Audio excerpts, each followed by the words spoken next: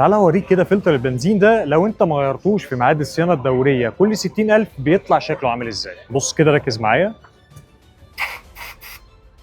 أنت متخيّل كل الرواسب دي؟ أنا مش عارف والله أجيبها لك إزاي، بس هاستأذنك فلتر البنزين يتغيّر كل 60,000 كيلومتر، ولو كسرت ال60,000 كيلومتر هاستأذنك تغيّر مع قلب ترمبة البنزين، لإن قلب ترمبة البنزين ده بيحصل فيه مشاكل بسبب الكتمة اللي بيكون فيها فلتر البنزين، بيفضل شغال بطريقة بيحصل عليه load في القلب ترومبة، وبعد كده قلب الترومبة ده يحصل فيه مشاكل، ففي لحظة ممكن العربية تُقف تدوّر مش قادرة تدور. ليه؟ القلب حصل عليه جهد أو إجهاد أو حصل عليه مشكلة، وبالتالي العربية مش هتطلع. فهستأذنك تلتزم رقم 1 بالصيانة الدورية، رقم 2 لو لا قدر الله أنت أخرت زيادة عن اللزوم في فلتر البنزين، ففلتر البنزين ما بيتغيرش لوحده، خلاص أنت كده وصلت لمرحلة صعبة، هتغير الفلتر وهتغير قلب ترمبة البنزين وده ضروري جدا. وهستأذنك لو في رواسب كده كمان ممكن تعمل تنظيف للرشاشات معاه، لأن كل أو معظم الأوساخ دي كمان دخلت على الرشاش.